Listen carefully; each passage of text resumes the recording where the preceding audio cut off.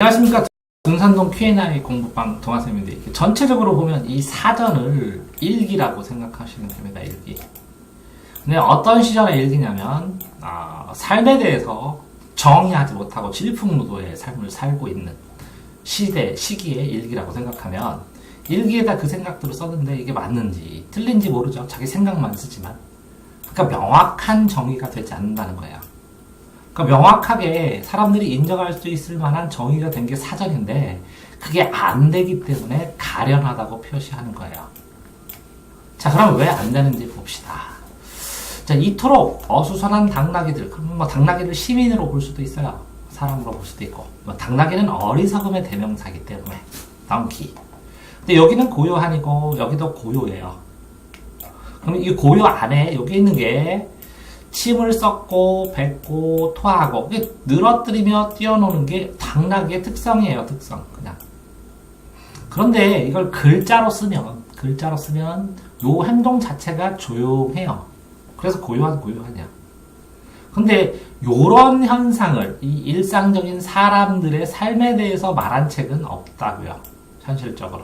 그러니까 뭐냐면, 자, 어떤 중요한 정의가 중요할 것 같기도 하지만, 어쩌면 이렇게 사소한 거, 쓸데없는 것들, 이런 것들이 3일 수도 있거든요. 뒤집어 보면. 그러니까 뒤집어 보면 이게 삶일 수도 있다는 생각을 해보시라는 거죠. 자, 여기에서 보면 이 도시에선 모두가 사람들이 전등 아래 모여 살아요. 서로의 알아듣는 척 하면서, 알아듣는 척 하는 것은 그 껍데기, 표면적인 언어, 1차적인 언어는 알아듣는다는 거예요. 나 슬퍼. 그런 거 알았어. 안 됐다. 이렇게 표면적인. 그리고 1차적인 의미는 안 나는 거예요. 그래서 끄떡이기 바쁘고 우아하게 턱을 괴고 웃기도 하고 이렇게 같이 따라서 웃어주다가 집에 들어옵니다. 이 집은 뭐냐? 진실을 추구하는 공간이에요. 독립된 혼자만이 있는 공간.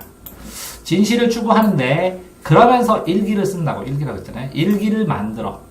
그러면서 이때 나는 웃었지만 그 아이 속마음이 뭘까? 나는 알아듣는 척 했지만 이게 맞는 걸까? 하는 고민하는 것들을 계속 일기에 씁니다. 그러면서 본질을 자꾸 추출하니까 밤마다 두통에 시달리죠.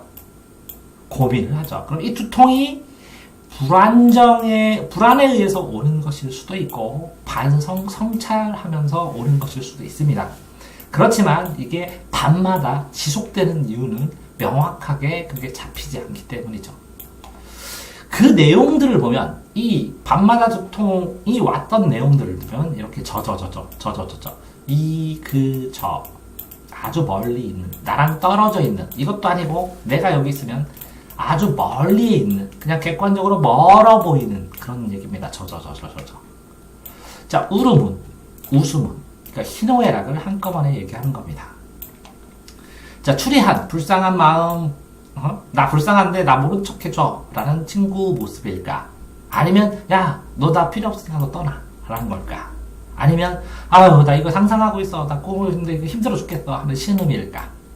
뭔지 모른다는 거죠. 그 사람의 울음의 진정한 정체에 대해서 나도 고민하지만 너무 멀리 떨어져 있어. 저쪽 멀리. 그러니까 알 수가 없다. 라는 얘기가 되고, 저 웃음, 반대로 웃음은 돌아보지 마. 이렇게 돌아보지 말라는 게 비웃음일 수도 있고, 아니면 그냥 객관적으로 떨어져서 그냥 웃는 웃음일 수도 있고, 외면해달라는 소리일 수도 있고, 다 똑같아요. 약이 좀 필요하다는, 아파. 근데 그냥 씩 웃어. 피식 웃는.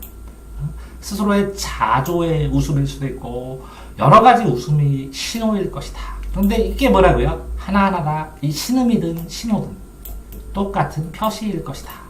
신호 똑같이 만들어질 겁니다.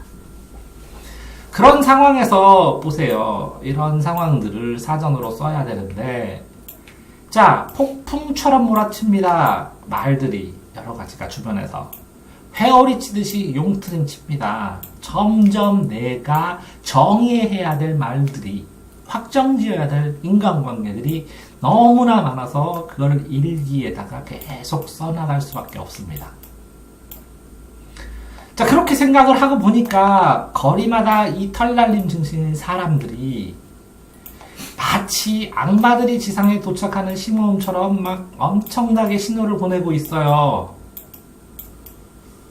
밤하늘의 거대한 공포처럼 밤하늘이 반짝반짝하고 예뻐야 되는데 말들의 잔치로 이걸 해석하느라고 엄청나게 힘들어요. 왜? 이 두통들이 모여서 확장되니까 공포처럼 느낄 수도 있다는 거죠. 그러니까 머리가 아파서 오늘 밤에는 빌딩 꼭대기에 올라갔습니다. 올라가서 이런 것들 전부 다 이렇게 불안하고 어렵고 힘든 걸 그냥 사랑한다고 정의해버리고 싶다는 거죠. 삶을. 그러면서 사랑한다고 외치고 싶다고 외쳤다는 거예요. 우린 우리의 말을 영원히 짐작할 뿐이지 그 속마음을 다 말로 표현할 수가 없고 그것들을 고민해서 우리 일기로도 다 표현할 수 없다는 거죠. 그러면 이 영원히 짐작할 뿐일 것은 뭘까? 이런 거를 표현하는 건 없다는 거죠. 이런 거를. 일상의 삶을. 자, 그러면 첫 번째는 이렇게 볼 수도 있습니다. 소통이 부족하구나. 진실한 말을 못하거나 그렇지 않다는 거죠. 왜? 우리는 충분히 이야기를 하고 이 속마음을 짐작할 뿐이지 말로 표현해도 말이 전달이 안 된다는 거죠. 신호로 계속 이 문자 언어로 음성 언어로 이 신호로 표시를 계속 주는데 이 속마음 진위는 다 표현할 수가 없다는 거죠. 그러니까 알 수가 없다는 거죠. 그러니까 이 하물며 내 마음도 모르는데 남의 마음을 어떻게 알아요? 그러니까 이걸 정의할 수가 없고 정의하는 것이 힘들다는 거죠. 그러니까 내 일기는 가련하고 내 사전은 가련하다는 것이죠. 그런 상황에서 나는 뭐라고 외쳤냐 이렇게 정의하지 못하지만 그래도 내가 이렇게 굳건하게 사랑하는 거는 사랑한다.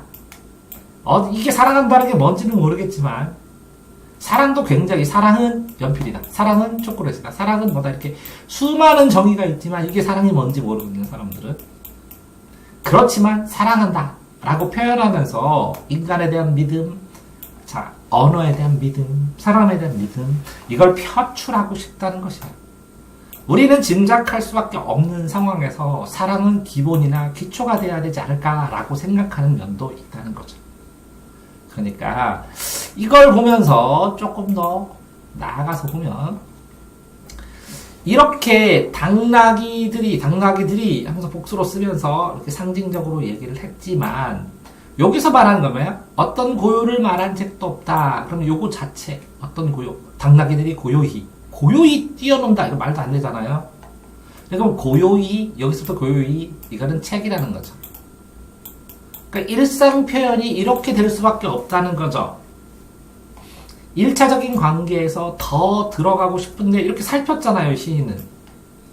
이런 신호이고 이런 말이고 신음일 것인데 그것들을 우리가 점점 생각하고 실체를 찾죠. 그러니까 이건 시인의 사고방식의 거의 본질을 찾아가는 그것들이 신호음처럼 계속 와. 그러면 밤하늘의 거대한 공포, 이건 혼란, 특정되지 못하고 본질을 모르는 두려움, 본질에 접근하면서 본질에 대한 두려움 이런 것들이 있지만 그런 것들은 이 사랑한다는 말, 외치는 말로 대응하고 이겨나가면서 어쩌면 인생이란 것은 이렇게 영원히 짐작하지 못하는 꾸준히 내가 일기를 써가면서 명확하지는 못하지만 이렇게 명확성을 추구하는 과정일지도 모른다라는 느낌을 써준 것 같다는 거죠. 이해됐나요? 네. 둔산동 정화쌤입니다.